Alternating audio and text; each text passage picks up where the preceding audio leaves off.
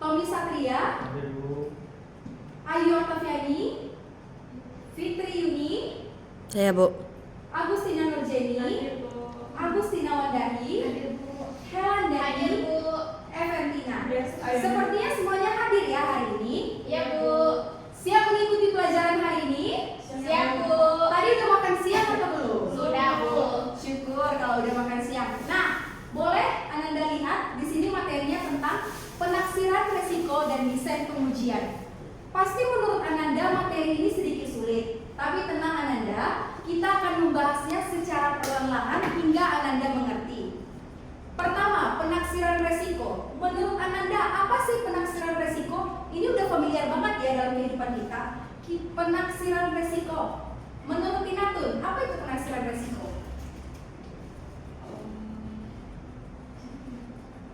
Nggak tahu, Bu.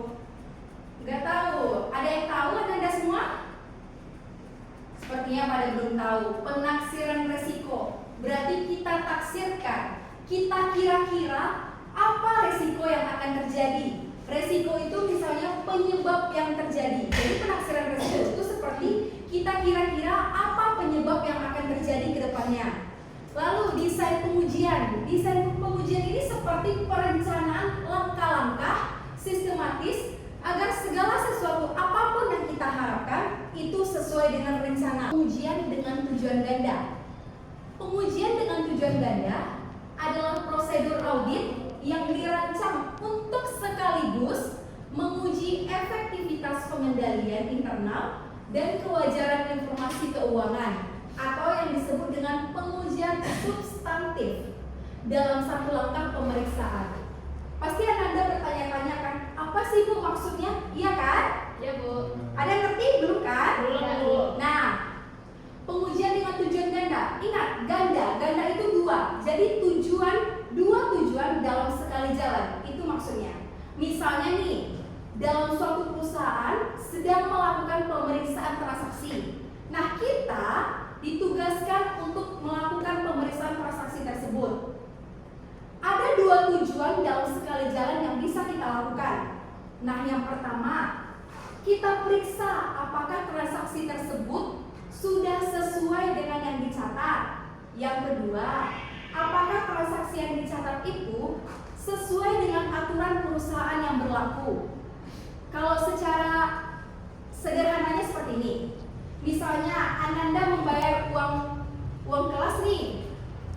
Uang kelas ke bendahara. Pasti Ananda memastikan apakah uang kelas Ananda itu memang sudah dicatat, yang pertama.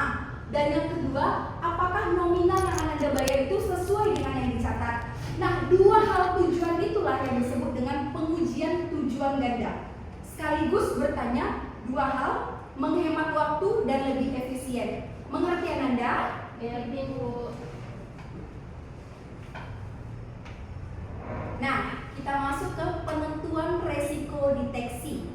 Resiko deteksi adalah resiko bahwa auditor tidak berhasil menemukan kesalahan atau kecurangan material dalam laporan keuangan. Padahal kesalahan itu sebenarnya ada. Maksudnya adalah resiko, penyebabnya, apa yang terjadi akibatnya. Deteksi itu istilahnya mencatat. Jadi pencatatan itu, jadi kemungkinan auditor itu melakukan kesalahan dalam pencatatan. Misalnya gini, misalnya Ananda ditugaskan untuk menilai atau mengkoreksi PR teman Ananda. Tetapi karena Ananda ngantuk, jadinya satu kesalahan soal punya teman Ananda itu salah, tetapi Ananda tidak menyadari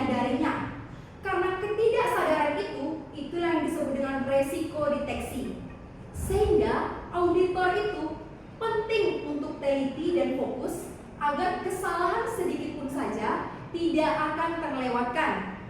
Ini ada desain pengujian substantif. Desain pengujian substantif. Desain pengujian substantif adalah proses merancang atau menyusun langkah-langkah audit yang bertujuan untuk mengumpulkan bukti langsung atas kewajaran angka-angka dalam laporan keuangan.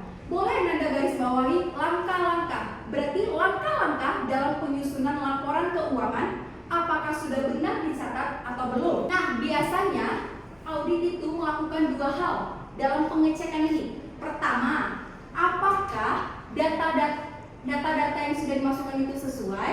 Dan kedua, bandingkan angka-angkanya. Yang pertama, Ananda bisa mencek apa-apa saja pengeluaran yang telah Ananda lakukan. Yang pertama.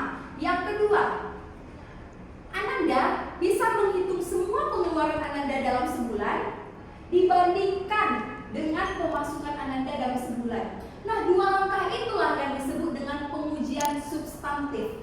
Helen Dani mengerti? Mengerti. Boleh tolong diulangi apa itu pengujian substantif? Oke, mana contohnya tadi? Contohnya kayak pengeluaran dalam 1 bulan. Terus Bagaimana Agustina Wandahi? Sudah betul jawaban si Helen Dani?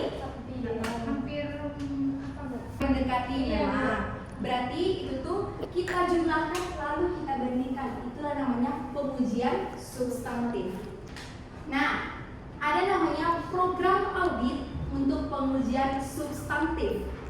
Program audit untuk pengujian substantif itu adalah daftar atau rencana kerja auditor yang berisi langkah-langkah detailnya yang akan dilakukannya. Pertama, untuk memeriksa langsung kebenaran angka-angka dalam laporan keuangan. Nah, yang kedua, mengungkapkan kesalahan atau kecurangan materialitas. Ini seperti rencana kerja auditor supaya tahu apa yang harus diperiksa, kapan dan bagaimana caranya. Misalnya seperti ini Ananda pasti pernah kan menyusun struktur pembelajaran supaya mengikuti ujian sebelum mengikuti ujian, betul? Betul Bu. Sama halnya dengan auditor. Auditor itu adalah menyusun struktur kerjanya. Apa aja struktur kerjanya? Yaitu seperti apa yang harus diperiksanya misalnya hari ini, kapan harus diperiksanya, dan bagaimana caranya. Itu adalah struktur kerja auditor. Paham, Eventina?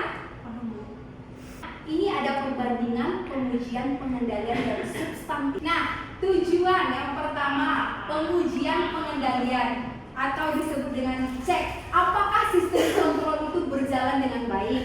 Nah, yang kedua itu pengujian substantif, mencek apakah angka laporan itu benar atau tidak. Contohnya, boleh tolong dibacakan, Ayu? Contohnya yang pertama, pengujian pengendalian atau wawancara cek SOP. Stop. Cek SOP. Apa itu SOP, Tommy? SOP itu aturan yang berlaku. Aturan yang berlaku. Kepanjangan SOP itu apa, Helen Dani? Posen. Cek faktor Standar operating prosedur. Ya, standar operasional Prosedur. prosedur itu cek SOP. Boleh dilanjutkan, Ayu? Yang kedua, pengujian substantif cek. Kita membacakan.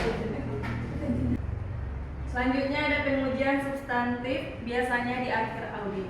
Nah, contohnya pengendalian dan substantif. Ada yang tahu contohnya? Tidak Bu. Tidak ada. Baik. Pengendalian misalnya guru sedang memeriksa apakah aturan masuk kelas itu sesuai atau tidak, itu disebut dengan pengendalian.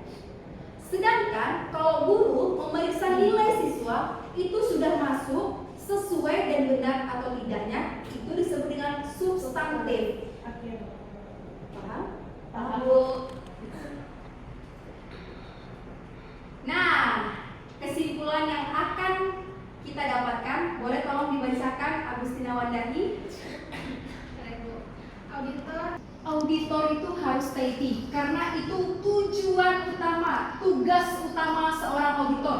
Dia harus teliti. Tujuan audit, pastikan uang dan data perusahaan benar. Itu tujuan utama seorang auditor. Lalu yang ketiga itu pengujian dilakukan dengan rencana dan cara yang tepat. Bisa satu atau dua tujuan sekaligus. Nah, sekian materi dari Ibu. Apakah Ananda paham dan mengerti? Paham, Bu. Nah, Ibu harap memang paham dan mengerti. Ibu harap di rumah nanti dibaca-baca lagi dan di pertemuan selanjutnya kalau belum tahu tanya lagi ke Ibu. Baik, Bu. Kurang lebihnya Ibu ucapkan terima kasih. Tetap jaga kesehatan, rajin belajar dan tetap semangat. Terima kasih.